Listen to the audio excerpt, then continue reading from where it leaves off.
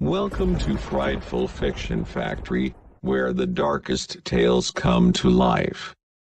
Tonight, we explore two terrifying stories of thunderstorms that brought more than just rain and lightning. These are true accounts of fear and horror that will make you think twice the next time the skies darken and thunder rolls. It was a late summer evening in 2003 when the Thompson family settled in for what they thought would be a typical night. The forecast had predicted a thunderstorm, but nothing out of the ordinary. As the sun dipped below the horizon, dark clouds began to gather, casting an unnatural shadow over their suburban neighborhood. The air was thick with anticipation, and the usual sounds of the evening, children playing, cars passing by, were eerily absent. The only sound was the occasional distant rumble of thunder, growing louder and closer with each passing minute. By 9 p.m., the storm had fully arrived. Thunder cracked loudly, shaking the walls of the Thompson home. Lightning split the sky with blinding flashes, casting eerie shadows in the darkened rooms. The rain pounded against the windows, a relentless barrage that drowned out all other sounds. But it wasn't the storm itself that terrified the Thompsons. It was what came with it. As the storm raged outside, the family huddled together in the living room, hoping to wait out the worst of it. Suddenly, a sharp knock echoed through the house. At first, they thought it was just the storm, but the knocking continued, insistent and deliberate. Mr. Thompson cautiously approached the front door, peering through the rain-soaked window. What he saw made his blood run cold. A tall, shadowy figure standing motionless in the downpour, its face obscured by the darkness. Before he could react, the figure vanished, leaving only the pounding rain in its wake. But the unease lingered, a gnawing fear that something, or someone, was watching them. Minutes later, the power went out, plunging the house into complete darkness. The only light came from the occasional flash of lightning and the flickering candles they hurriedly lit. The storm continued to rage, but the house felt unnaturally still, as if holding its breath. Then, just as they began to feel the first stirrings of relief, they heard it, a slow, deliberate creak coming from the stairs. The family froze, their hearts pounding in unison. Someone, or something, was in the house. Mr. Thompson grabbed a flashlight and slowly moved toward the stairs, his family close behind. The creaking continued, louder and closer with each step. As he reached the top of the stairs, he aimed the light down the hallway, but there was nothing there. Just empty air. But the feeling of being watched, of something lurking just out of sight, was overwhelming.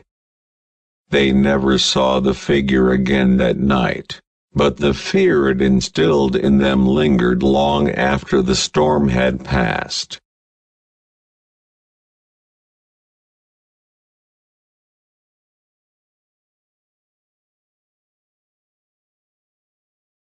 To this day, the Thompsons refuse to talk about what really happened that night. But whenever a storm rolls in, They lock their doors, close their windows, and pray that the shadowy figure doesn't return.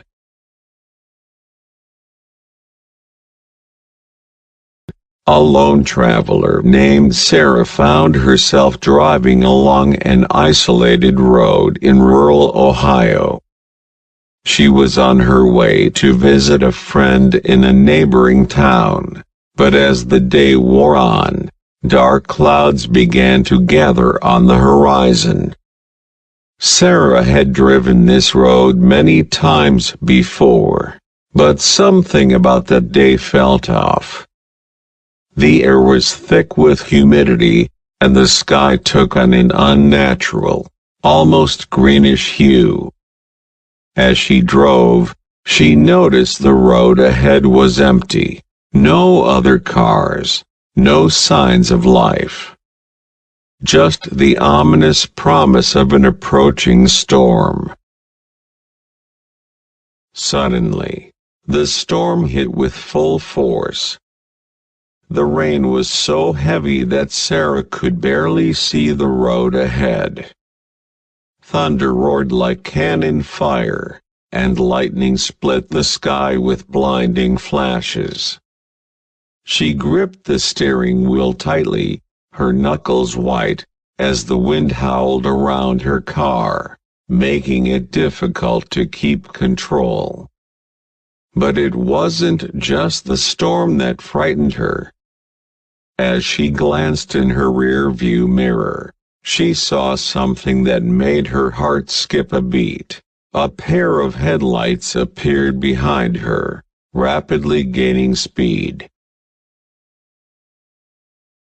The headlights grew closer, and Sarah's fear intensified. She pressed down on the accelerator, but the other car matched her speed. The road twisted and turned, but the pursuing car stayed right behind her, its headlights cutting through the torrential rain like knives. She could feel her pulse racing, her breath coming in short, panicked gasps. Who was chasing her? And why? Every time she thought she might lose them, the headlights reappeared, closer and more menacing. As suddenly as it began, the storm began to subside. The rain slowed, the wind died down, and the headlights behind her began to fade. Sarah glanced in the mirror again, but this time, the road was empty. No car, no headlights, just the sound of her own heavy breathing and the faint rumble of thunder in the distance. She pulled over to the side of the road, her hands trembling. She sat there for a long time, waiting for the other car to reappear. But it never did. When she finally gathered the courage to step out of the car, she found herself alone on the deserted road. There was no sign of anyone, or anything, having been there at all. To this day, Sarah doesn't know who, or what, was following her that night. But she's never forgotten the terror she felt during that storm, or the way the headlights seemed to pursue her with a malevolent intent. Some say it was just a trick of the light, a product of her fear and the storm's fury. But Sarah knows what she saw. And she knows that, somewhere out there on that lonely road, something was hunting her. Thunderstorms are a force of nature, powerful and unpredictable. But sometimes, they bring more than just wind and rain. Sometimes, they bring with them the things that lurk in the shadows, waiting to strike. Thank you for joining us on this terrifying journey. If these stories sent chills down your spine, be sure to like, subscribe, and hit the bell icon for more tales from Frightful Fiction Factory. Until next time, stay safe, and beware the storm.